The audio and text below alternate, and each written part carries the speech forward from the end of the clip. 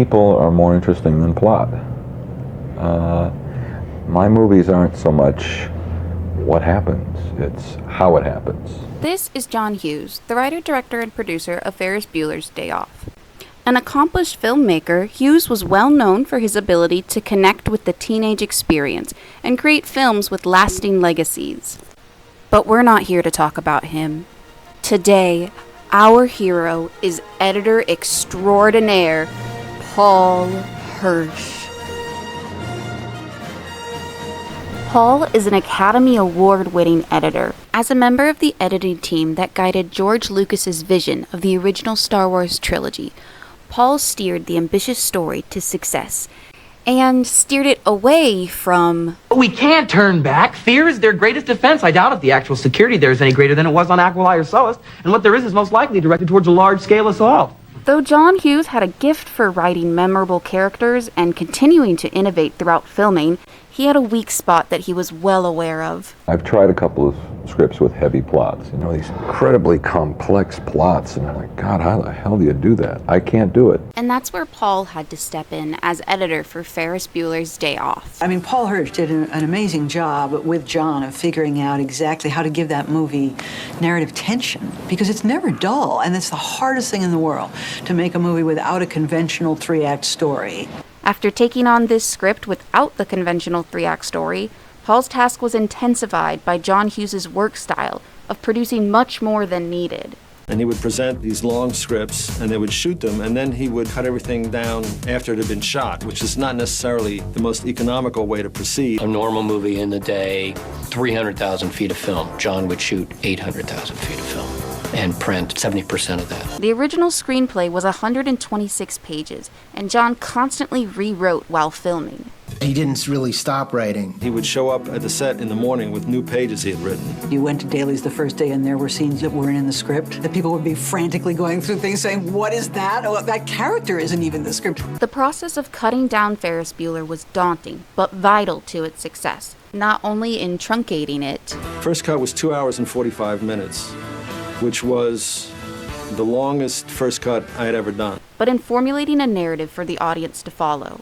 To evaluate how this narrative was created, we will compare the scene order from the original script to what was finally published in the film. So, let's begin. Here, we have a breakdown of the scenes included in the original script in what I will call Act 1, starting with Ferris lying sick in bed and continuing to Sloane getting picked up from school. We can then take the scene breakdown of the script and compare it to the scene breakdown of the final film. As you can see, Act 1 remained fairly unchanged, but some of the fat from the script was removed. 3 scenes were cut. They included Ferris goofing off at home, Cameron debating leaving his house, and a short monologue Ferris had about Cameron. However, they did insert the scene of Ferris's economics class being bored by their teacher. This had been improvised by Ben Stein, who was a speechwriter for President Nixon and Ford.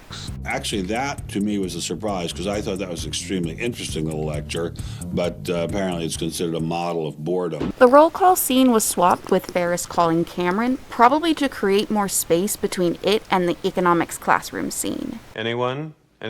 Next, we have Act 2, which begins the adventures of our trio and ends with Cameron destroying the Ferrari. We're looking at the first 11 scenes of Act 2 from the original script. When compared to the film, they are almost the same length. Ferris trying to withdraw money from the bank was removed. A scene of Principal Rooney was moved down 2 scenes. The stock trading scene was cut down, removing much more depressing dialogue about Sloane's parents' divorce. And Jeannie ranting to a friend about Ferris was cut to just her inner monologue. Now, the middle portion of Act 2, that's where things get messy. First off, several scenes were cut, including the trio trying pancreas at the restaurant, the trio hanging by the Chicago River where they discuss nuclear war and the oil crisis, a scene at a strip club where Ferris sympathizes with strippers before doing an Elvis impression. There was a whole scene where I did an Elvis impression. I sang Are You Lonesome Tonight? Cameron's dad, who had initially appeared in the script, found his stolen Ferrari in the city. I think I see my dad. A shot of the trio walking through the streets of Chicago was cut because it was a setup for Ferris having a stint on the radio, which was removed due to unforeseen circumstances. He goes on a radio show and is interviewed. Saying that I was going to be going on the space shuttle next year. I was going to be the first teenager in space. The Challenger blew up. That took a very tragic tone. Paramount had to pull all those prints. Then I had to go in and recut, remix the picture. The flower delivery sequence initially included an entire interaction between the driver and Principal Rooney, but that was cut. From there, we have two major shuffles in story order. The museum and parade sequences are moved to the end of the film. The museum scene was initially located at the Museum of Science and Industry and was just more lighthearted hijinks. When they switched the location to the Art Institute, John Hughes was inspired to create a scene of Cameron looking at a painting. But John saw it, and that wasn't written in the script. He saw that and go, oh, I could say something about Cameron, about how locked he is into his own life. It became a vital scene to Cameron's emotional journey. Because of this new context, the museum sequence is more impactful when placed near the end of the day. This way, the adventures of the film have had an effect on Cameron and plants the seed to his comatose breakdown, crash out, and finally acceptance of himself. It was Paul Hirsch's idea to move the parade scene to the end of the film after poor reception from test audiences. He realized that as it was the biggest and most energetic part of the film, it should come at the end of the day. In this way, the parade became the grand finale to Ferris's day off. I had come up with this idea of putting the parade sequence at the end. So we made those changes at the same time. And when we previewed it next, the picture did much better, and I ascribed it to having put the parade sequence at the end of the day. Additionally, the scene of Jeannie trying to see Principal Rooney was moved up, and the stolen Ferrari joyride was swapped to break up the sequence of Principal Rooney fighting with the dog. As we can see, John Hughes has a unique method to approaching his scripts. It's not, gee, I wonder how this is going to end. It's more, not what's going to happen to this guy. It's how is what I presume is going to happen. How is it going to happen to him? The problem with John's original script is best described by South Park creator Trey Parker. We can take these beats, which are basically the beats of your outline, and if the words "and then" belong between those beats, you're f***ed. While John Hughes uses these series of events to expand upon his characters, it lacks narrative tension to keep the audience's attention. Rounding out the end of the script, we have only a few small changes to scene structure.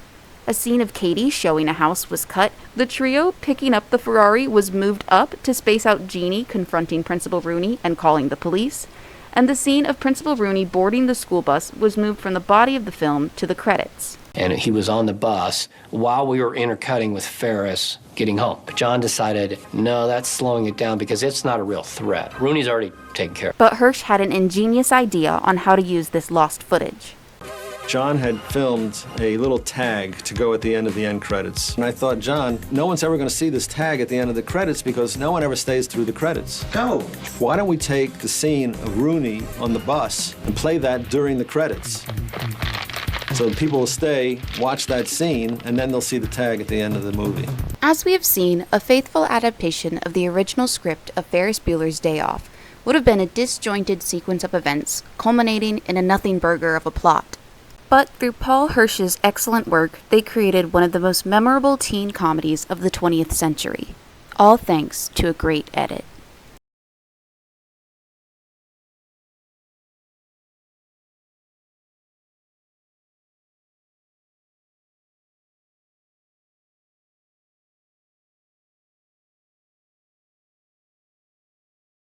It is often said a movie is made 3 times, once in the script, once when it's being shot, and once in the editing room.